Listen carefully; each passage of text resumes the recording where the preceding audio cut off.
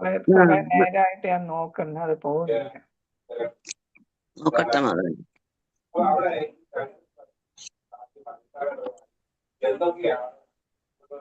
Mute ചെയ്തോളെ, ആരുടെ ശബ്ദം വരുന്നുണ്ട്.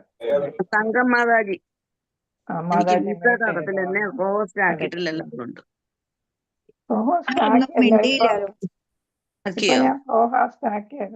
ആക്കിയോ? മുമ്പേ നോക്കി മ്യൂട്ട് ചെയ്യാൻ അന്നേരം പറ്റുന്നില്ലായിരുന്നു. ലൈവ് പോയി മാതാജി. പ്രണാമം. ലൈവ് ഇട്ടു കേട്ടോ.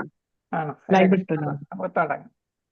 ഇന്നിപ്പോ 24-ാമത്തെ ശ്ലോകം അല്ലേ? ഓം നമോ ഭഗവതേ വാസുദേവായ. അല്ല, 24. ഭഗവതേ വാസുദേവായ. ഓം നമോ ഭഗവതേ വാസുദേവായ. ഓം നമോ ഭഗവതേ വാസുദേവായ. സ്വയേവ ജീവലോകസ്യ മായാമോഹിതചേതസാ വിദസ്സേന വീര്യേണ ശ്രേയോ ധർമാദിലക്ഷണം. കൃഷ്ണ.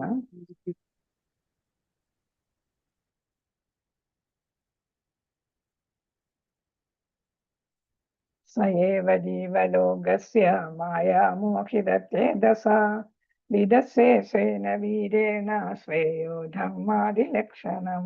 അല്ലെങ്കിൽ വായിച്ചോളൂ. ഹരേ കൃഷ്ണ. ഹരേ കൃഷ്ണ മാതാജി. ഓം നമോ ഭഗവതേ വാസുദേവായ. സയേവ ജീവലോകസ്യ മായാമോഹിതചേതസഃ വിദർശേന വീര്യേണ ശ്രേയോ ധർമാദിലക്ഷണം. ഹരേ കൃഷ്ണ മാതാജി. ഹരേ കൃഷ്ണ. ഇപ്പൊ നമ്മൾ പഠിച്ചുകൊണ്ടിരിക്കുന്നത് അശ്വത്ഥാമാവ് എങ്ങനെ ശിക്ഷിക്കപ്പെടുന്നു എന്നുള്ളതാണ് അല്ലെ? അപ്പൊ അദ്ദേഹം ബ്രഹ്മാസ്ത്ര അയക്കുന്ന കാര്യങ്ങളൊക്കെയാണ് നമ്മളിപ്പോ പഠിച്ചുകൊണ്ടിരിക്കുന്നത്. കുരുക്ഷേത്ര യുദ്ധത്തിന് ശേഷം പാണ്ഡവരുടെ 5 പുത്രന്മാരെ വധിക്കുകയുണ്ടായി. അതിനുശേഷമുള്ള കാര്യങ്ങളാണ് നമ്മളിപ്പോ പഠിച്ചുകൊണ്ടിരിക്കുന്നത്. അപ്പൊ പദാനുപദാർത്ഥം ശീലപ്രഭാതക്ക് ജയ് സഹ ആദീന്ദ്രിയൻ ഏവ നിശ്ചയമായും ജീവലോകസ്യ ബദ്ധജീവാത്മാക്കളുടെ മായാമോഹിത മായാശക്തിയാൽ വശീകരിക്കപ്പെട്ട ചേതസഹ ഹൃദയത്താൽ വിദസ്സെ പ്രയോഗത്തിൽ വരുത്തുന്നു. സ്വേന അങ്ങയുടെ സ്വന്തം വീരേണ സ്വാധീനത്താൽ ശ്രേയഹ ആത്യന്തിക നന്മ ധർമ്മ ആദി 4 മോക്ഷതത്വങ്ങൾ ലക്ഷണങ്ങളാൽ വിവരിക്കപ്പെടുന്നു. വിവർത്തനം ഭാവാർത്ഥം ശീലപ്രഭാതത്തിന്റെ ഭൗതിക ശക്തിയുടെ പ്രവർത്തന രംഗത്തിന് അതീതനായിരുന്നിട്ടും ബദ്ധാത്മാക്കളുടെ ആത്യന്തിക നന്മയ്ക്കായി ധർമ്മം മുതലായി വിശേഷിപ്പിക്കപ്പെട്ടിട്ടുള്ള 4 മോക്ഷതത്വങ്ങളെ അങ്ങ് നടപ്പിലാക്കുന്നു. അങ്ങെന്ന് പറയുന്ന ആരെ കുറിച്ചാണ്? പരമദിവ്യോത്തമ പുരുഷനായ ഭഗവാനെ കുറിച്ചാണ് ഇവിടെ പറയുന്നത് അല്ലെ? അപ്പൊ ഏതാണ് 4 മോക്ഷതത്വങ്ങൾ? ഏതാണ്? ഹരേ കൃഷ്ണ. ധർമ്മ, അർത്ഥ, കാമ, മോക്ഷ. അതാണ് ഈ 4 മോക്ഷതത്വങ്ങൾ. അപ്പൊ ഭഗവാൻ എന്താണ്? ഈ ഭൗതിക ലോകത്തിലെ പ്രവർത്തനങ്ങൾ, ആക്ടിവിറ്റീസ് അല്ലെ, അതിനെല്ലാം അതീതനാണ് അല്ലെ? ഭൗതിക ലോകവുമായിട്ട് അദ്ദേഹത്തിന് ബന്ധമില്ല. എന്നാലും അദ്ദേഹം എന്താണ്? ബദ്ധാത്മാക്കൾ അദ്ദേഹത്തിന്റെ മക്കളാണ് അല്ലെ? നമ്മളെല്ലാവരും. അപ്പൊ ജീവസത്ത എന്ന് പറയുന്നത് ഭഗവാന്റെ മക്കളാണ്. അപ്പൊ നമ്മളിവിടെ ഭൗതിക ലോകത്ത് വന്നിട്ടാണ് ആരായിട്ട് മാറിയത്? ബദ്ധ ആത്മാക്കളായിട്ട് മാറിയത് അല്ലെ? ആദ്യം എന്താണ്? നമ്മൾ ശരിക്കും ആത്മീയ തത്വമുള്ളവരായിരുന്നു അല്ലെ? ഇപ്പൊ ഭൗതിക ലോകത്ത് വന്ന് ത്രിഗുണങ്ങൾക്ക് അധീനപ്പെട്ട് നമ്മൾ ബദ്ധാത്മാക്കളായി ഭൗതിക പ്രകൃതിയിലെ ത്രിഗുണങ്ങൾ പ്രവർത്തിക്കുന്നു. പക്ഷെ ഭഗവാൻ നമ്മളെ കൈവടിയില്ല അല്ലെ? ഭഗവാൻ മക്കളെ പിതാവും മാതാവും കൈവടിയാത്തതുപോലെ തന്നെ അതുകൊണ്ട് എന്താണ്? നമ്മുടെ ആത്യന്തിക നന്മയ്ക്കായി, നമ്മുടെ എല്ലാ നന്മയ്ക്കുമായിട്ട്, തുടക്കം മുതൽ ഒടുക്കം വരെയുള്ള നന്മയ്ക്കായിട്ട് ഭഗവാൻ എന്ത് ചെയ്യുന്നു? 4 മോക്ഷതത്വങ്ങളെ നടപ്പിലാക്കുന്നു. ധർമ്മം, അർത്ഥം, കാമം, മോക്ഷം. ഈ 4 കാര്യങ്ങൾ ഭഗവാൻ നമുക്ക് വേണ്ടിയിട്ട് നടപ്പിലാക്കി തരികയാണ് ചെയ്യുന്നത്. ഹരേ കൃഷ്ണ. ഭാവാർത്ഥം. അപ്പൊ നമ്മൾ അത്രയ്ക്ക് ഭഗവാന് നമ്മളോട് ഇഷ്ടമുണ്ട് എന്നാണ് അല്ലെ? നമ്മൾ അങ്ങോട്ട് ഇഷ്ടം കാണിക്കുന്നില്ല, ഭഗവാനെ മറക്കുന്നു അല്ലെ? അങ്ങനെയാണ് നമ്മൾ ബദ്ധാത്മാക്കളായിട്ട് മാറുന്നത്. എന്നാലും ഭഗവാൻ നമ്മളെ മറക്കുന്നില്ല. ഭാവാർത്ഥം ശീലപ്രഭാതക്ക് ജയ്. പരമദിവ്യോത്തമ പുരുഷനായ ശ്രീകൃഷ്ണ ഭഗവാൻ അദ്ദേഹത്തിന്റെ അഹൈതുകമായ കാരുണ്യത്താൽ ഭൗതിക പ്രകൃതിയുടെ ഗുണങ്ങളാൽ സ്വാധീനിക്കപ്പെടാതെ പ്രത്യക്ഷ പ്രപഞ്ചത്തിൽ അവതരിക്കുന്നു. അപ്പൊ ഭഗവാൻ ഗുണാതീതനാണ് അല്ലെ, അതീന്ദ്രനായതുകൊണ്ട് തന്നെ അദ്ദേഹം ഗുണാതീതനാണ്. അതുകൊണ്ട് ഭൗതിക പ്രകൃതിയിലെ ത്രിഗുണങ്ങൾ അദ്ദേഹത്തെ ബാധിക്കുന്നില്ല. അപ്പൊ ഈ പ്രത്യക്ഷ പ്രപഞ്ചം, നമ്മുടെ ഈ ഭൗതിക ലോകത്ത് നമുക്ക് കാണാൻ പറ്റുന്ന ഈ ഭൗതിക ലോകത്തിൽ അദ്ദേഹം അവതരിക്കുകയാണ് ചെയ്യുന്നത്. കാരണം എന്താണ്? അദ്ദേഹത്തിന്റെ അഹൈതുകമായ കാരുണ്യത്താലാണ് അദ്ദേഹം ഓരോരോ അവതാരങ്ങളെടുത്ത് നമ്മളെ രക്ഷിക്കുന്നതിന് വേണ്ടിയിട്ട്, അധർമ്മികളെ ഇല്ലാതാക്കാനും പിന്നെ ഏതാണ് ഭക്തന്മാരെയും നല്ല വ്യക്തികളെയൊക്കെ ഏതാണ് രക്ഷിക്കുന്നതിനും വേണ്ടിയിട്ടാണ് അദ്ദേഹം അവതാരങ്ങൾ എടുക്കുന്നത്. ശാശ്വതമായ ഭൗതിക ആവിഷ്കാരങ്ങൾക്ക് അതീതനാണ് അദ്ദേഹം. മായാശക്തികൾ വശീകരിക്കപ്പെട്ട പതിതാത്മാക്കളെ വീണ്ടെടുക്കാനായി മാത്രമാണ് തന്റെ അഹൈതുകമായ കാരുണ്യത്താൽ അദ്ദേഹം അവതരിക്കുന്നത്. നമ്മളെ ഇഷ്ടപ്രകാരം നമ്മൾ എന്ത് ചെയ്തു? ഭഗവാനോട് അസൂയ തോന്നി ഭഗവാനോളം ശക്തികളൊക്കെ നമുക്ക് ഉണ്ടെന്ന് തെളിയിക്കാനായിട്ടാണ് നമ്മൾ ഇവിടെ വന്നത് തന്നെ. നമ്മുടെ ഇഷ്ടം അനുസരിച്ച് നമുക്ക് ഭൗതിക ലോകം സൃഷ്ടിച്ച് നമ്മളെ എല്ലാവരെയും ഇങ്ങോട്ട് അയച്ചതാണ് അല്ലേ. പക്ഷെ എന്താണ്? നമ്മളിവിടെ വന്ന് ബദ്ധാത്മാക്കളായി. അതാണ് പതിതാത്മാക്കൾ. ഭഗവാനെ മറക്കുന്നവരെയാണ് നമ്മൾ പതിതാത്മാക്കൾ എന്ന് പറയുന്നത്. പതിതരായവർ എന്ന് വെച്ചാൽ എന്താണ്? നമ്മൾ താഴെക്കടയിലായിട്ട് പോയി ഉയർന്ന തലത്തിലിരുന്നവർ. അപ്പൊ അവരെ വീണ്ടും ഉയർത്തിക്കൊണ്ടുവരാനായിട്ട് കലർപ്പില്ലാത്ത കാരുണ്യമാണ് ഭഗവാൻ കാണിച്ചത്. അതുകൊണ്ടാണ് അദ്ദേഹം അവതാരം എടുക്കുന്നത്. ജന്മോദ്ദേശം അത് തന്നെയായിട്ടാണ് നമ്മൾ പഠിച്ചത് അല്ലെ. യഥാർത്ഥത്തിൽ ജീവസത്തകൾ ആസ്വദിക്കാൻ കഴിവില്ലാത്തവരാണ്. കാരണം എന്താണ്? ജീവസത്തകൾ ആസ്വദിക്കാൻ കഴിവില്ലാത്ത യഥാർത്ഥത്തിൽ ഇപ്പൊ കലികാലത്ത് പ്രത്യേകിച്ച് നമുക്ക് സാധിക്കുന്നില്ല. പിന്നെ എന്താണ്? നമുക്ക് ഭൗതിക ജീവിതമാണ് ആസ്വദിക്കാൻ സാധിക്കാത്ത. കാരണം എന്താണ്? നമ്മൾ ശരിക്കും ആരാണ്? ആത്മീയ ജീവിതമുള്ളവരാണ് അല്ലെ. അപ്പൊ നമുക്ക് ഇവിടെ ഭൗതിക ലോകത്ത് വരുമ്പോൾ നമുക്ക് ഭൗതികതയൊന്നും ആസ്വദിക്കാനായിട്ട് നമുക്ക് സാധിക്കത്തില്ല. എന്നിട്ടും അവർ ഭൗതിക ശക്തിയാൽ ആക്രമിക്കപ്പെടുകയും അവിടെ ന്യായങ്ങളുടെ മറവിൽ അവളെ ആസ്വദിക്കാൻ ആഗ്രഹിക്കുകയും ചെയ്യുന്നു. ഭൗതിക ലോകം നമുക്ക് ആസ്വാദ്യം അല്ല, എന്നാൽ പോലും ആത്മീയമാണ് നമ്മുടെ ആത്മാവ് അല്ലെ. അതുകൊണ്ട് നമുക്ക് ആസ്വദിക്കാൻ പറ്റത്തില്ല എങ്കിലും ഭൗതിക ശക്തിയുടെ ഏതാണ് സ്വാധീനത്താൽ, ത്രിഗുണങ്ങളുടെ സ്വാധീനത്താൽ നമ്മൾ എന്ത് ചെയ്യുന്നു? ഇതെല്ലാം ആസ്വദിക്കാനായിട്ട് ആഗ്രഹിക്കപ്പെടുന്നു. ഒരാൾ നിത്യമായി ഭഗവത് സേവനാകുന്നു. അതായത് ഭഗവാന്റെ അംശമായതുകൊണ്ട് നമ്മൾ എന്നും ഭഗവാന്റെ സേവകനാണ്. പക്ഷെ ഇവിടെ വന്ന് നമ്മൾ മാറിപ്പോയതാണ്. എപ്പോൾ അവൻ ഈ അവസ്ഥയെ വിസ്മരിക്കുന്നുവോ, അതായത് ജീവസത്ത എപ്പോഴാണ് ഭഗവാന്റെ അംശമാണ്, ഭഗവത് സേവനാണ് എന്നുള്ളത് മറന്നു പോകുന്നുവോ, അപ്പോൾ അവൻ ഭൗതിക ലോകത്തെ ആസ്വദിക്കാനായി വിചാരിക്കുന്നു. അപ്പോൾ ഇതാണ് ശരിയായിട്ട്. യഥാർത്ഥത്തിൽ ആസ്വാദനം ഇല്ലെങ്കിൽ തന്നെയും ഭഗവാനെ മറക്കുമ്പോഴും ഭൗതിക പ്രകൃതിയുടെ സ്വാധീനത്തിൽ വരുമ്പോഴും നമ്മൾ ഭൗതിക ലോകത്തെ ആസ്വദിക്കാനായി വിചാരിക്കുന്നു. യഥാർത്ഥത്തിൽ അവൻ മായയിലാണ്. അപ്പൊ ഈ കാണുന്നതൊക്കെ മിഥ്യയാണെന്ന് അറിയാൻ വയ്യാത്തത് കൊണ്ടാണ് മായ എന്ന് പറയുന്നത് അല്ലെ. ഇതെല്ലാം താൽക്കാലികമായതാണ്, ഇല്ലാത്തതാണ് ഉണ്ടെന്ന് നമുക്ക് തോന്നിക്കുന്നത് അല്ലെ. സുഖം ഉണ്ടെന്ന് നമുക്ക് തോന്നിക്കുന്നു. വാസ്തവത്തിൽ യഥാർത്ഥ സുഖം നമുക്കിവിടെ, സന്തോഷം ഇവിടെ നമുക്ക് ഭൂമിയിൽ കിട്ടുന്നില്ല. ഈ മിഥ്യ ആസ്വാദന ബോധത്തെ സമൂലം നശിപ്പിക്കുവാനും, സമൂലം എന്ന് വെച്ചാൽ വേരോടെ നശിപ്പിക്കാനും, അപ്രകാരം ബദ്ധാത്മാക്കളെ ഭഗവത് ധാമത്തിലേക്ക് വീണ്ടെടുക്കുവാനുമാണ് ഭഗവാൻ അവതരിക്കുന്നത്. അപ്പൊ നമ്മൾ വീണ് പോയെങ്കിൽ നമ്മളെ ഉയർത്തിക്കൊണ്ടുവരാനായിട്ട്, അതായത് പിന്നെ ഏതാണ്? മായയാൽ അപഹരിക്കപ്പെട്ടവരാണ് നമ്മൾ. അതെല്ലാം മാറ്റി തിരിച്ചു കൊണ്ടുപോകണം, സ്വന്തം കുടുംബത്തിലേക്ക് കൊണ്ടുപോകാനാണ് ഭഗവാൻ ഇവിടെ എത്തിച്ചേരുന്നത്. പതിതാത്മാക്കളോടുള്ള ഭഗവാന്റെ സർവകാരുണികമായ സ്വഭാവമാണിത്. അപ്പൊ ഭഗവാന്റെ സ്വഭാവം എന്താണ്? തന്റെ മക്കളെ തിരിച്ച് എന്താണ്? അവരെല്ലാം പതിതാത്മാക്കളായിട്ട് മാറി അല്ലെ, അവരെല്ലാം തിരിച്ച് കൊണ്ടുപോവുക. അതാണ് കരുണാമയനായ ഭഗവാന്റെ സ്വഭാവം. ഹരേ കൃഷ്ണ. അപ്പൊ ഭഗവാന്റെ കാരുണ്യത്തെ കുറിച്ചാണ് ഇവിടെ പറഞ്ഞത്. പിന്നെ നമ്മുടെ ശരിയായിട്ടുള്ള സ്വഭാവം എന്താണ്? ആത്മീയമാണ്. പക്ഷെ നമ്മൾ ഇപ്പൊ പ്രകൃതിയുടെ സ്വാധീനത്താല് നമ്മൾ ആരായിട്ട് മാറി? ബദ്ധാത്മാക്കളായിട്ട് ഭൗതിക ആസ്വാദനത്തിന് മുതിരുന്നു. അതാണ് ഈ പാരഗ്രാഫിന്റെ ഈ ശ്ലോകത്തിൽ പറഞ്ഞത്. ശ്ലോകം 25. ഓം നമോ ഭഗവതേ വാസുദേവായ. തഥായം ചാവതാരസ്ഥേ ഭുവോ ഭാരജിഹീർഷയാം സ്വാനാം ച അനന്യഭാവാനാം അനുധ്യാതായ ച അസകൃത്. ഇതിവിടെ പറയുന്നുണ്ടെന്ന് തഥായം തഥ അയം അല്ലെ അവതാരസ്തെ ഭുവോ ഭാര ജിഹീർഷയ സ്വാനാം ച അനന്യഭാവാനാം അനുധ്യാനായ ച അസകൃത് അല്ലെ അനുധാനായ ച അസകൃത്. അപ്പൊ തഥായം ചാവതാരസ്തേ ഭുവോ ഭാരജിഹീർഷയാം സ്വാനാം ചാനന്യഭാവാനാം അനുധ്യാനായ ചാസകൃത് ച അസകൃത് ചാസകൃത്. ഹരേ കൃഷ്ണ. ആരെങ്കിലും വായിച്ചോളൂ. വായിച്ചോട്ടെ മാതാജി. ഓം നമോ ഭഗവതേ വാസുദേവായ. തദായം ചാവതാരസ്തേ ഭുവോ ഭാരജിഹീർഷയ സ്വാനാം ചാനന്യഭാവാനാം അനുദ്യാനായ ച സകൃത്. ഹരേ കൃഷ്ണ മാതാജി. ഹരേ കൃഷ്ണ. അപ്പൊ ഇവിടെ പദാനുപദാർത്ഥം നോക്കാം. ഹരേ കൃഷ്ണ.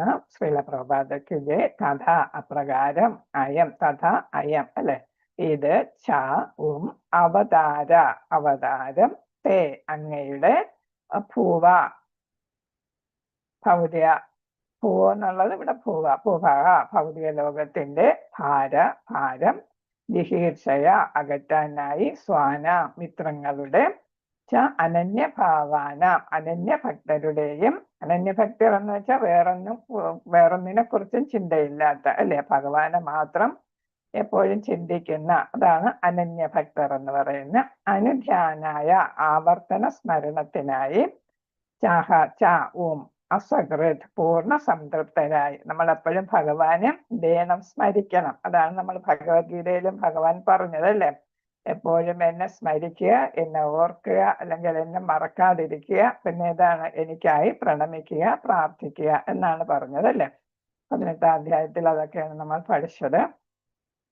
അതാണ് ഇവിടെ പറയുന്നത്. വിവർത്തനം ഭാവാർത്ഥം. ശ്രീല പ്രഭുപാദർക്കിജെ. അപ്രകാരം ലോകഭാരം അകറ്റുവാനും നമുക്കറിയാം. ലോകഭാരം അകറ്റുക എന്താണ്?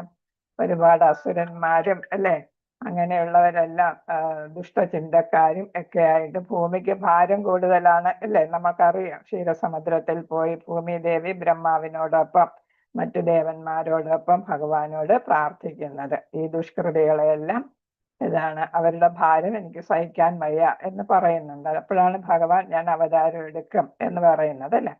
അപ്പൊ ലോകഭാരം അകറ്റുവാനും അങ്ങയുടെ മിത്രങ്ങളുടെ സവിശേഷമായി നിരന്തരം അങ്ങയെ തന്നെ ധ്യാന നിമഗ്നരായ. മിത്രങ്ങൾ എന്ന് പറയുന്ന ആരാണ്? ഭഗവാൻ എപ്പോഴും ഭക്തരുടെ മിത്രമാണ് അല്ലെ, സുഹൃത്താണ് അല്ലെ. എന്ത് കാര്യത്തിനും സഹായിക്കുന്ന. അർജുനന്റെ മാത്രം സുഹൃത്തല്ല, എല്ലാ ഭക്തന്മാരുടെയും സുഹൃത്താണ്. അപ്പൊ അവരെന്താ ചെയ്യുന്ന? നിരന്തരം ഭഗവാനിൽ തന്നെ ധ്യാന നിമഗ്നരാകുന്നു. അങ്ങയുടെ അനന്യഭക്തരുടെ, ഭഗവാനെ മാത്രം ചിന്തിച്ചു കൊണ്ടിരിക്കുന്ന ഭക്തരുടെ നന്മയ്ക്കായും അങ്ങ് അവതരിക്കുന്നു. അപ്പൊ ശ്രീകൃഷ്ണ അവതാരത്തിനെ കുറിച്ചാണ് ഇവിടെ പറയുന്നത് അല്ലെ. അപ്പൊ ഏതാണ്? ഭക്തരെ രക്ഷിക്കാനും, പിന്നെ ഏതാണ്? ആസുര ഗുണമുള്ളവരെ അവരെ നശിപ്പിച്ച് ഭൂമിയുടെ ഭാരം തീർക്കാനും, പിന്നെ ഏതാണ്? ഭക്തരുടെ നന്മയ്ക്കായിട്ടുമാണ് ഭഗവാൻ അവതരിക്കുന്നു എന്നാണ് ഇവിടെ പറയുന്നത്. ഭാവാർത്ഥം. ശ്രീല പ്രഭുപാദർക്ക് ജയം. ഭഗവാൻ തന്റെ ഭക്തരോട് പക്ഷഭേദമുള്ളവനായി കാണപ്പെടുന്നു. എല്ലാവരും ഭഗവാനുമായി ബന്ധപ്പെട്ടവരാണ്. ഭഗവാൻ എല്ലാവരോടും സമനാണെങ്കിലും സ്വജനങ്ങളോടും ഭക്തരോടും അധിക ചായ്വ് പ്രകടിപ്പിക്കുന്നു. ഭഗവാൻ എല്ലാവരുടെയും പിതാവാണ്. ഇപ്പൊ നമുക്കറിയാം ഭഗവാന്റെ മക്കളായിട്ടാണ് നമ്മൾ അറിയപ്പെടുന്നത് അല്ലെ, ജീവസത്തകളെല്ലാം. ഭഗവാനും ആരുമായിട്ടും വ്യത്യാസമില്ല. മനുഷ്യരും മൃഗങ്ങളും ബേർഡ്സും ആരുമായിട്ടും ഭഗവാന് വ്യത്യാസമില്ല. എല്ലാവരെയും ഒരുപോലെയാണ് ഭഗവാൻ കാണുന്നത് അല്ലെ. നമ്മൾ മനുഷ്യരാണ് വിചാരിക്കുന്നത് നമ്മൾ ഉയർന്ന തലത്തിലുണ്ട് എന്ന് വിചാരിക്കുന്നു. അറിയാം നമുക്ക് 84 ലക്ഷം ജനനങ്ങളില് ഏറ്റവും ഉയർന്നത് തന്നെയാണ് മനുഷ്യജന്മം അല്ലെ. കാരണം എന്താണ്? നമുക്ക് ബുദ്ധിയുണ്ട്, വിവേകമുണ്ട്. അത് നമുക്ക് ഉപയോഗിച്ച് ഭഗവാനിലേക്ക് തിരിച്ചു പോകാൻ നമുക്ക് മാത്രമേ സാധിക്കൂ. പക്ഷെ നമ്മളത് ഉപയോഗിക്കുന്നില്ല. എന്താ? ഭഗവാന് ഭക്തരെ എല്ലാവരും ഒരേപോലെയാണ്, ഇമ്പാർഷ്യലാണ്. ആരോടും കൂടുതലായിട്ടില്ല. പക്ഷെ ഭക്തരോട് കൂടുതൽ ചായ്വ് ഭഗവാൻ കാണിക്കും. കാരണം എന്താണ്? എല്ലാവരും ഒരുപോലെയാണെങ്കിലും നമ്മൾ ഉദാഹരണം പറയാറുണ്ടല്ലേ, മാതാപിതാക്കൾക്ക് ഇളയ കുഞ്ഞിനോടുള്ള അടുപ്പം പോലെ. അതേപോലെയാണ് ഭക്തർ എപ്പോഴും ഭഗവാനെ ഭജിക്കുന്നവര്, സ്മരിക്കുന്നവരാണ് അല്ലെ. അപ്പൊ സ്മരിക്കുന്നവരോട് കൂടുതൽ അടുപ്പം കാണും. കുന്തി ദേവിയുടെ പ്രാർത്ഥനയൊക്കെ നമുക്കറിയാം അല്ലെ. അപ്പൊ അവരോട് ഭീഷ്മദേവൻ അങ്ങനെ ഇതാണ് വലിയ ഉത്തമ ഭക്തന്മാർ ഒരുപാടുണ്ട് ഭഗവാൻ അല്ലെ. അപ്പൊ അവരോടൊക്കെ കൂടുതൽ ഏത് കാണും, ഒരു കൂറ് കൂടുതലായിട്ട് കാണും. അതാണ് ഇവിടെ പറയുന്നത് ചായ്വ് കൂടുതൽ പ്രകടിപ്പിക്കുന്ന. കാരണം ഇവിടെ അർജുനന് തന്നെ ഭഗവത്ഗീത പറഞ്ഞു കൊടുത്തത് എന്തുകൊണ്ടാണ്? അർജുനൻ മിത്രമാണ്, അസൂയയില്ല, സ്നേഹം അല്ലെ, ഭക്തനാണ്. അതുകൊണ്ടാണ് പറഞ്ഞു കൊടുത്തത് തന്നെ. ഭഗവാൻ എല്ലാവരുടെയും പിതാവാണ്. ആർക്കും തന്നെ അദ്ദേഹത്തിന്റെ പിതാവാകാൻ സാധ്യമല്ല. ഭഗവാന് അല്ലെ വിരാടാണ് അല്ലെ, ഭഗവാനേക്കാൾ ഉയർന്ന ആരുമില്ല. അപ്പൊ ഭഗവാന് ആരുടെ മകനായിട്ട് ജനിക്കണം എന്നൊക്കെ ഭഗവാന് തീരുമാനിക്കാൻ പറ്റും. അതെല്ലാം ഭഗവാൻ തെരഞ്ഞെടുത്ത് വരുന്നതാണ് അല്ലെ. അപ്പൊ നമ്മളെ പോലെയല്ല. അദ്ദേഹം യഥാർത്ഥത്തിൽ ആരാണ്? എല്ലാവരുടെയും പിതാവാണ്. ആർക്കും തന്നെ അദ്ദേഹത്തിന്റെ പിതാവാകാൻ സാധ്യമല്ല. എന്നാൽ ആർക്കും അദ്ദേഹത്തിന്റെ പുത്രനാകാനും സാധ്യമല്ല. എല്ലാം ഭഗവത് ഇച്ഛയാലാണ് നടക്കുന്നത്. അല്ലാതെ നമുക്കിപ്പോ ഭഗവാന്റെ ആർക്കെങ്കിലും ഒരാളിന് ഭഗവാന്റെ മകനോ മകളോ ആകണമെന്ന് വിചാരിച്ചാലോ അല്ലെങ്കിൽ മാതാപിതാവ് ആകണമെന്ന് വിചാരിച്ചാലോ നടക്കില്ല. എല്ലാം ഭഗവാന്റെ സ്വന്തം ഇച്ഛയാല് അദ്ദേഹം തെരഞ്ഞെടുക്കുന്നു. അദ്ദേഹത്തിന്റെ ഭക്തന്മാരാണ് അദ്ദേഹത്തിന്റെ സ്വജനങ്ങളും ബന്ധുക്കളും. അപ്പൊ യശോദ അമ്മ ഇവരെല്ലാം എന്താണ്? അദ്ദേഹത്തിന്റെ ഭക്തന്മാരാണ് അല്ലെ. അതാണ് സ്വജനങ്ങളും ഗോപികന്മാരും ഗോപന്മാരും എല്ലാവരും അവിടുത്തെ ഗോക്കളും എല്ലാം ഭഗവാന്റെ സ്വജനങ്ങളും ബന്ധുക്കളുമാണ്. ഇത് അദ്ദേഹത്തിന്റെ അതീന്ദ്രിയ ലീലകളാണ്. അപ്പൊ നമ്മൾ മനസ്സിലാക്കിയിട്ടുണ്ട്, ഭഗവാൻ വരുമ്പോ തന്നെ ഭഗവാന്റെ കൂടെ ഭഗവാനോടൊപ്പം ഉള്ളവരും ഇവിടെ ജന്മമെടുക്കുന്നു. അങ്ങനെയാണ് വ്രജവാസികളെല്ലാം വന്നത് എന്നാണ് നമ്മൾ മനസ്സിലാക്കിയിട്ടുള്ളത്. ബന്ധങ്ങൾ, പിതൃത്വം അല്ലെങ്കിൽ അതുപോലുള്ള ഒരു ലൗകിക ആശയങ്ങൾക്കും ഇതിൽ തമ്മിൽ ഏതൊരു ബന്ധവുമില്ല. ഇപ്പൊ യഥാർത്ഥത്തിൽ എന്താണ്? മാതാവ്, പിതാവ്, സഹോദരൻ, സഹോദരി എന്നൊക്കെ പറയുന്നതൊക്കെ ലൗകികമായ ആശയങ്ങളാണ്. അതും ഭഗവാനുമായിട്ടുള്ള ഏതാണ്? ഭഗവാന്റെ സ്വജനങ്ങളും ബന്ധുക്കളും എന്ന് പറയുന്നതിൽ തമ്മിൽ ഏതൊരു താരതമ്യവും ചെയ്യാനായിട്ട് നമുക്ക് സാധിക്കത്തില്ല. മറ്റത് ഭൗതികം, ഭഗവാന്റേത് എന്താണ്? അതീന്ദ്രിയമാണ്. നമ്മുടേതല്ല ഭൗതികവും. മുകളിൽ പ്രസ്താവിച്ചിട്ടുള്ളത് പോലെ ഭൗതിക പ്രകൃതിയുടെ ഗുണങ്ങൾക്ക് അതീതനാണ് ഭഗവാൻ. ഭഗവാന്റെ കീഴിലാണ് ഏത് വരുന്ന ത്രിഗുണങ്ങൾ അല്ലെ. ഭൗതിക പ്രകൃതി ഭഗവാന്റെ ഏതാണ് ബഹിരംഗ ശക്തിയാണ് അല്ലെ, ബാഹ്യമായിട്ടുള്ള ശക്തിയാണ്. അപ്പൊ അതുകൊണ്ട് അത് ഭഗവാന്റെ കീഴിൽ തന്നെയാണ് വരിക എന്നാണ് ഇവിടെ. അപ്പൊ ഭൗതിക പ്രകൃതിയും ഗുണങ്ങളും ഒക്കെ ഭഗവാന് കീഴിൽ വരുന്നതാണ്. അവയ്ക്കെല്ലാം മുകളിലാണ് ഭഗവാന്റെ സ്ഥാനം. അതാണ് അതീതൻ എന്ന് വെച്ചാൽ അതിനൊന്നും ഭഗവാനെ നിയന്ത്രിക്കാൻ സാധിക്കത്തില്ല. അതിനാൽ അപ്രകാരം തന്നെ അദ്ദേഹത്തിന്റെ സ്വജനങ്ങളിലോ ഭക്തിയുടെ സേവനത്തിലുള്ള ബന്ധങ്ങളിലോ ഭൗതികമായിട്ടുള്ള ഏതൊന്നുമില്ല. അപ്പൊ ഗോപന്മാരും ഗോപികമാരും മാതാപിതാക്കളും വളർത്തച്ഛനും വളർത്തമ്മയും എല്ലാവരും എന്താണ്? നമ്മുടെ ലൗകികമായിട്ടുള്ള ബന്ധങ്ങളല്ല. അതെല്ലാം ഏതായിട്ടാ വരുന്ന? ഭക്തി സേവനത്തിലുള്ള ബന്ധം ആയിട്ടാണ് വരുന്നത്. അല്ലെങ്കിൽ ഭഗവാന്റെ അതീന്ദ്രിയ തലത്തിലുള്ള ബന്ധങ്ങളാണ്. അല്ലാതെ നമ്മൾ കാണുന്ന ഭൗതിക ബന്ധങ്ങളല്ല, നമ്മൾ വിചാരിക്കുന്ന പോലെയുള്ള ബന്ധമല്ല. ഹരേഷ്ണ മാതാജി 55ആയി. ഇന്നിപ്പോ കുറച്ച് കഴിഞ്ഞിട്ട് മതി. ഹരേ കൃഷ്ണ മാതാജി, ഹരേ കൃഷ്ണ. ഇന്ന് നാളെയും ചിലപ്പോ താമസിച്ച് പോയാൽ മതിയായിരിക്കും. നാളെ അറിയാൻ പറ്റുള്ളൂ. ഹരേ കൃഷ്ണ. ഓം നമോ ഭഗവതേ വാസുദേവായ. കിമിദം സത്കുതോ വേദി ദേവദേവാന വേദ്മ്യഹം സർവതോ മുഖമായാദി തേജ പരമദാരുണം. കിമിദം സത്കുതോ വേദി ദേവദേവാന വേദ്മ്യഹം സർവതോ മുഖമായാദി തേജ പരമദാരുണം. ഹരേ കൃഷ്ണ. ആരെങ്കിലും വായിച്ചോളൂ. ഹരേ കൃഷ്ണ.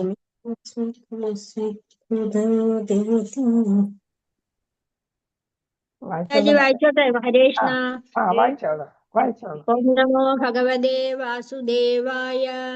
കിമിദം സുത്കുതോ വേദി ദേവാനഗവേത്മ്യകം സർവതോ മുഖമായാദി തേജ പരമദാരുണം. ഹരേഷ്ണ മാതാജി. ഹരേ കൃഷ്ണ. പദാനുപദാർത്ഥം കിം എന്താകുന്നു, ഇതം ഇത്, സിദ് വരുന്നു, ഉദഹ എവിടെ നിന്ന്, വായിതി രണ്ടിൽ ഏതും, ദേവദേവ അല്ലയോ ദേവന്മാരുടെ ദേവ, ന ഇല്ല, വേദ്മി ഞാൻ അറിയുന്നു, അഹം ഞാൻ, സർവദ ചുറ്റിലുമുള്ള, മുഖം ദിശകൾ, ആയാതി നിന്നും വരുന്ന തേജസ് പരമ അത്യന്തം ദാരുണം ആപത്കരമായ. അപ്പൊ ഇവിടെ അർജുനൻ ഭഗവാനോട് പറയുന്ന കാര്യമാണ് ഇതിൽ വന്നിരിക്കുന്നത്. അപ്പൊ അശ്വത്ഥാമാവ് ബ്രഹ്മാസ്ത്രം പ്രയോഗിച്ചു. അപ്പൊ അതിന്റെ ഏതാണ് ശോഭ അല്ലെങ്കിൽ അതിന്റെ തേജസ്സിനെ കുറിച്ചാണ് ഇവിടെ അർജുനൻ പറയുന്നത്. അത് എവിടെ നിന്ന് വരുന്നു എന്ന് മനസ്സിലാകുന്നില്ല എന്നാണ് പറയുന്നത്. ഹരേ കൃഷ്ണ. വിവർത്തനം ശ്രീല പ്രഭാതയ്ക്ക് ജയ്. അല്ലയോ ദേവാദിദേവ, എല്ലാ ദേവന്മാരുടെ അധിപനായ ദേവ എന്നുവെച്ചാൽ പരമദിവ്യോത്തമ പുരുഷൻ അല്ലെ. എപ്രകാരമാണ് ഈ വിപത്കരമായ തേജസ്, വിപത്കരം എന്ന് വെച്ചാൽ എല്ലാത്തിനെയും നശിപ്പിക്കുന്ന തേജസ്, പ്രകാശം സർവ ദിശകളിലും വ്യാപിക്കുന്നത്. അപ്പൊ ഈ പ്രകാശം എവിടെ നിന്നാണ് വരുന്നത്? അത് എല്ലാത്തിനെയും എന്ത് ചെയ്യുന്നു? നശിക്കാൻ പോകുന്നതാണ് എന്ന് അർജുനൻ മനസ്സിലാക്കുന്നു. എവിടെ നിന്നാണ് ഇത് നിസ്സരിക്കുന്നത്? എവിടെ നിന്നാണ് അത് ഉത്ഭവിക്കുന്നത്? എനിക്കിത് മനസ്സിലാകുന്നില്ല. അപ്പൊ അർജുനൻ ഭഗവാനോട് ചോദിക്കുന്നു, ഈ പ്രകാശം തീക്ഷ്ണമായിട്ടുള്ള ഈ പ്രകാശം എല്ലാത്തിനെയും നശിപ്പിക്കാൻ പോകുന്നതാണ്. അതെവിടെ നിന്ന് വരുന്നു എന്നുള്ളത് മനസ്സിലാകുന്നില്ല. ഭാവാർത്ഥം ശ്രീല പ്രഭാതയ്ക്ക് ജയ്. ഹരികൃഷ്ണ. മ്യൂട്ട് ചെയ്തോളും മാതാജി. ആദരപൂർവമായ പ്രാർത്ഥനകൾ യഥോചിതം അർപ്പിച്ച ശേഷം മാത്രമേ എന്തും പരമദിവ്യ പുരുഷോത്തമന് സമക്ഷം അവതരിപ്പിക്കാവൂ. അതാണ് അംഗീകൃതമായ നടപടി. അർജുനൻ ഭഗവാന്റെ ഉറ്റമിത്രമായിരുന്നിട്ടും സാമാന്യ ജനങ്ങൾക്ക് മാതൃകയായി ഈ രീതി പിന്തുടരുന്നു. ഇത് പറയാൻ കാരണം എന്താ? അല്ലയോ ദേവാദിദേവ എന്ന് എന്ത് ചെയ്യുന്നു? ഭഗവാനെ പുകഴ്ത്തി പറയുകയാണ് അല്ലെ. നമ്മളും അമ്പലത്തിലൊക്കെ പോയാലും വീട്ടിലാണെങ്കിൽ ആദ്യം എന്താണ്? സ്തുതികളാണ് പറയുന്നത് അല്ലെ. അപ്പൊ സ്തുതികൾ പറഞ്ഞിട്ടാണ് നമ്മൾ പിന്നെ ഭഗവാനെ അതെനിക്ക് ചെയ്തു തരണേ എന്നൊക്കെ നമ്മൾ അപേക്ഷിക്കുന്നത് അല്ലെ.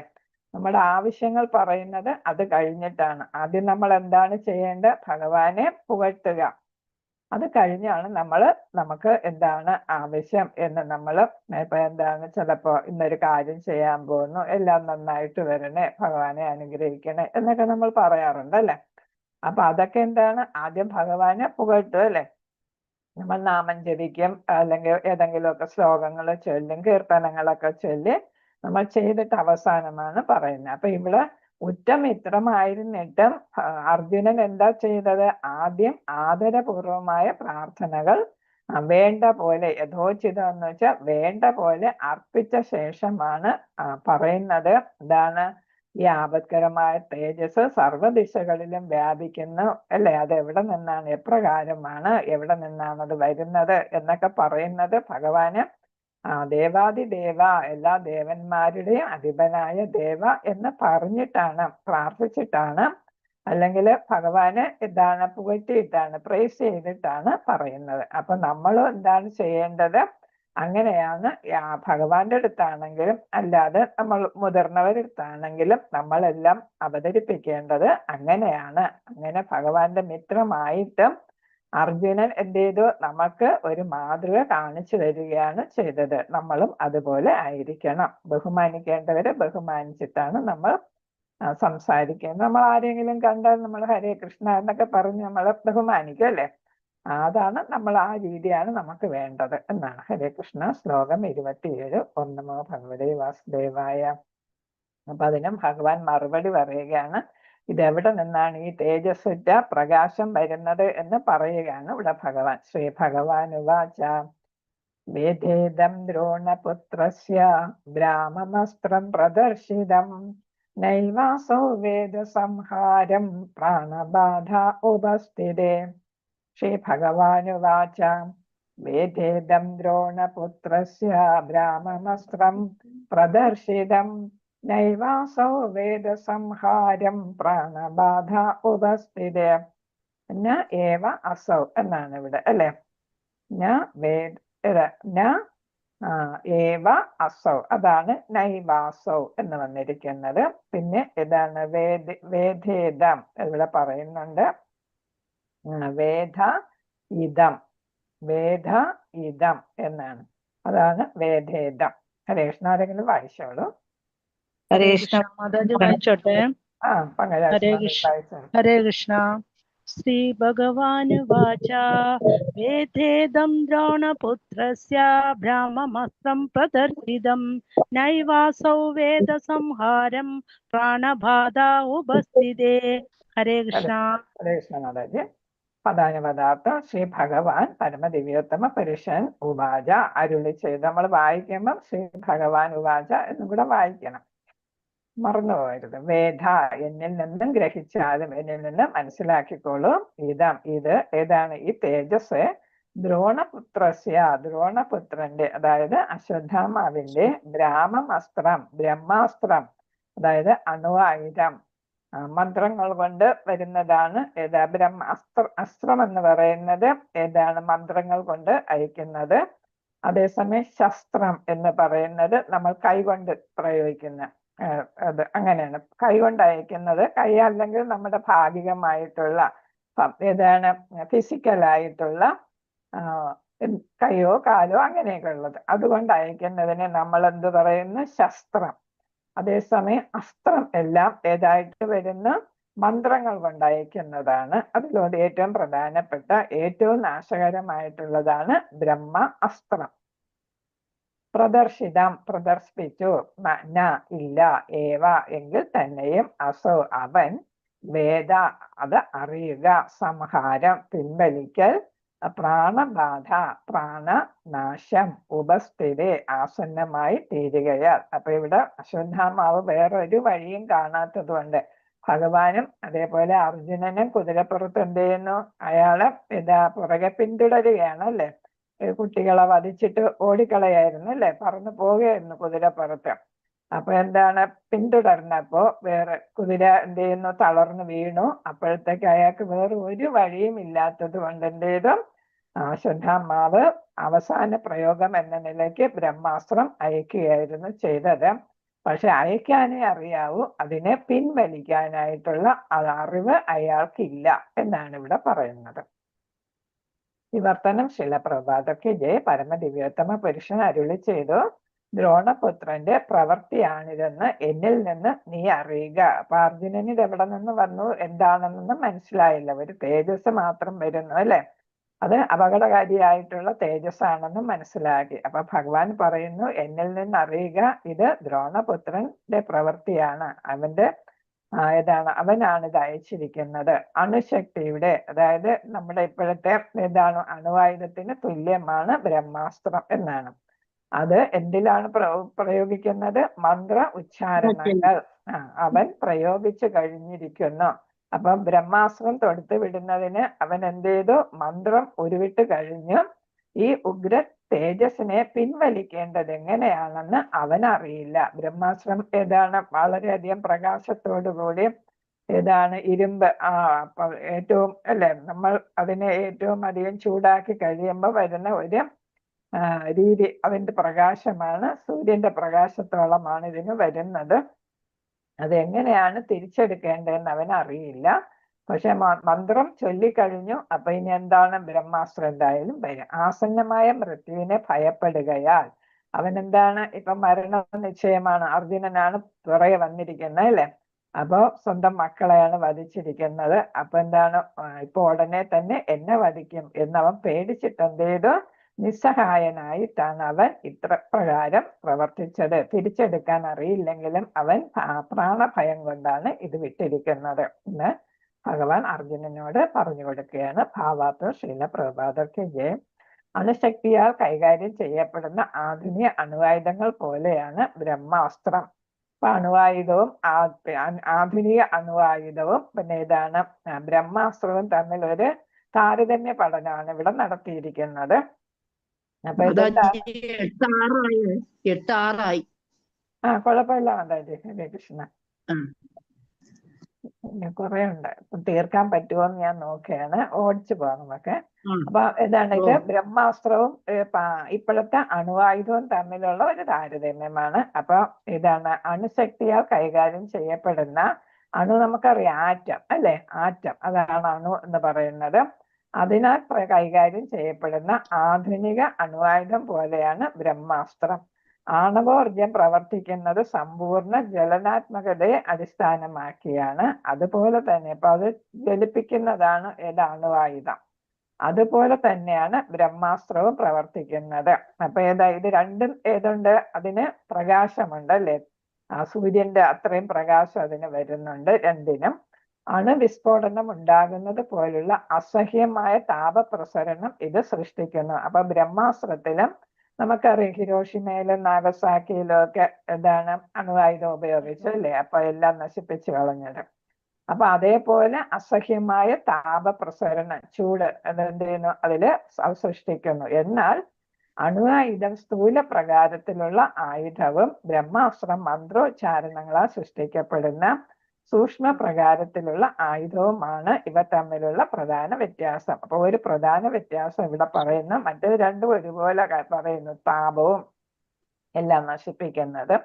പക്ഷെ ഏറ്റവും പ്രധാനപ്പെട്ട വ്യത്യാസം ഇവിടെ പറയുന്നു, അണുവായുധം എന്താണ്, സ്ഥൂല പ്രകാരം എന്ന് വെച്ചാൽ നമ്മൾ ഏതാണ് ബാഹ്യമായിട്ടുള്ള കയ്യെ തുടങ്ങിയവ കൊണ്ട് അല്ലെങ്കിൽ അങ്ങനെയുള്ള ഏതെങ്കിലും ഒരു മാധ്യമത്തിലൂടെയാണ് അതിനെ നമ്മൾ അയക്കുക. എന്നാൽ ഏതാണ് ബ്രഹ്മാസ്ത്രം ഏതിലാണ്, സ്ഥൂലമായിട്ടുള്ള സൂക്ഷ്മ, നമ്മളറിയാലോ സ്ഥൂല ശരീരവും സൂക്ഷ്മ ശരീരവും നമ്മൾ പഠിച്ചിട്ടുണ്ടല്ലോ, മനസ്സ് അല്ലെ, അതെല്ലാം ഏതാണ് സൂക്ഷ്മമായിട്ടാണ് വരുന്ന, ബുദ്ധി അല്ലെ, മനസ്സൊക്കെ. അതേപോലെ ഇവിടെ സൂക്ഷ്മം. അപ്പൊ ഇവിടെ മന്ത്രം, മനസ്സുകൊണ്ടുള്ള മന്ത്രം ഉച്ചരിച്ചാണ്, മനസ്സുകൊണ്ട് മന്ത്രം ഉച്ചരിച്ചാണ് ബ്രഹ്മാസ്ത്രം അയക്കുന്നത്. ഒന്ന് സ്ഥൂലം, ഒന്ന് സൂക്ഷ്മം. ബ്രഹ്മാസ്ത്രം സൂക്ഷ്മം, അതേസമയം അണുവായുധം സ്ഥൂലം. അത് മനസ്സിലാക്കുക.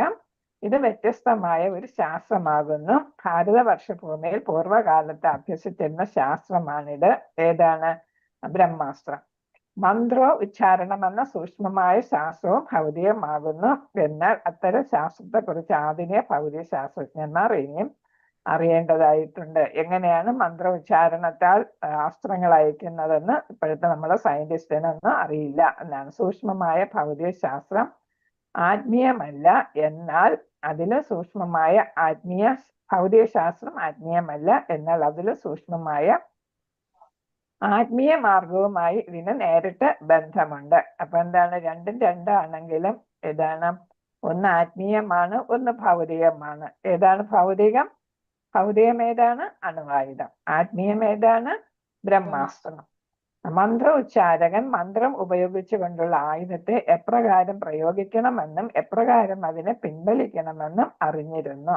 അപ്പൊ സാധാരണ അർജുനനെ പോലുള്ളവർക്ക് അറിയാം, പക്ഷെ അശ്വത്ഥാമാവിന് ദ്രോണർ ആ വിദ്യ, പിൻവലിക്കാനുള്ള വിദ്യ പറഞ്ഞു കൊടുത്തിട്ടില്ലായിരുന്നു. സമഗ്രമായ ജ്ഞാനം അതായിരുന്നു, എങ്ങനെ വിടണം, എങ്ങനെ പിൻവലിക്കണം, തിരിച്ചു വിളിക്കണം എന്നുള്ളതാണ് ശരിയായിട്ടുള്ള പൂർണ്ണമായിട്ടുള്ള ജ്ഞാനം. അത് അർജുനൻ അറിയാം. എന്നാൽ ഈ സൂക്ഷ്മമായ ശാസ്ത്രത്തെ പ്രയോഗിച്ച ദ്രോണപുത്രന് അതിനെ എപ്രകാരമാണ് പിൻവലിക്കേണ്ടതെന്ന് അറിയാമായിരുന്നില്ല. ആസന്നമായ തന്റെ മൃത്യുവിനെ ഭയപ്പെടുകയാൽ അവനത് പ്രയോഗിച്ചു. തിരിച്ചു വിളിക്കാൻ അറിയില്ലെങ്കിലും മരണപ്പെടുമെന്നുള്ളത് കൊണ്ട് പേടിച്ചിട്ടാണ് അയച്ചത്. ആകയാൽ പ്രയോഗം അനുചിതമായി എന്ന് മാത്രമല്ല അധർമ്മവുമാണ്. എന്ന് വെച്ചാൽ ബ്രഹ്മാസ്ത്രം അത്രയ്ക്ക് അത്യാവശ്യമുള്ള ഘട്ടത്തിലെ ഉപയോഗിക്കാവൂ. അതിനെ തിരിച്ചു പിടിക്കാനും അറിയണം. അതുകൊണ്ട് എന്താണ് ചെയ്തത്? ശരിയല്ല, അധർമ്മമാണ് എന്നാണ് പറയുന്നത്. ആ സാഹചര്യത്തിന് യോജിച്ച രീതിയിലല്ല അയാൾ പ്രവർത്തിച്ചത്. ഒരു ബ്രാഹ്മണ പുത്രനാണ്, അതുകൊണ്ടാണ് അനുചിതവും അധർമ്മവും എന്ന് പറയുന്നത്. ബ്രാഹ്മണപുത്രർ ഇങ്ങനെ ഉപയോഗിക്കാൻ പാടില്ല. ഇത് യുദ്ധക്കളമല്ല അല്ലെ, യുദ്ധം കഴിഞ്ഞതാണ്. ബ്രാഹ്മണപുത്രനാകയാൽ അവൻ ഇത്രയധികം തെറ്റുകൾ ചെയ്യരുതായിരുന്നു. ഇത്തരത്തിൽ തന്റെ കടമയെ തീർത്ത് ഉപേക്ഷ കാണിച്ചതിനാൽ അവൻ ഭഗവാനാൽ തന്നെ ശിക്ഷിക്കപ്പെടാൻ പോവുകയാണ്. അപ്പൊ ഇനിയിപ്പോ ദ്രോണപുത്രന്റെ ശിക്ഷ നമ്മൾ അടുത്ത് പഠിക്കുന്നുണ്ട്. അപ്പൊ ശിക്ഷ അർഹിക്കുന്ന ആളാണ് അദ്ദേഹം എന്നാണ് പറയുന്നത്. ഹരേ കൃഷ്ണ. അപ്പൊ ഇപ്പൊ തീരത്തില്ല, നമുക്കിവിടെ നിർത്താം. വാഞ്ചകൽപതരൂപസ്യ കൃപാസിന്ധുഭ്യേവ പതിദാന പാവനേഭ്യോ വൈഷ്ണവേഭ്യോ നമോ നമഃ. അനന്തകോടി വൈഷ്ണവ ഭക്തവൃന്ദ കി ജയ. ശ്രീല പ്രഭുപാദർ കി ജയ. ഹരേ കൃഷ്ണ. ഹരേ കൃഷ്ണ. ഹരേ ഹരേ കൃഷ്ണ. കൃഷ്ണ. കൃഷ്ണ കൃഷ്ണ കൃഷ്ണ ഹരേ ഹരേ ഹരേ രാമ ഹരേ രാമ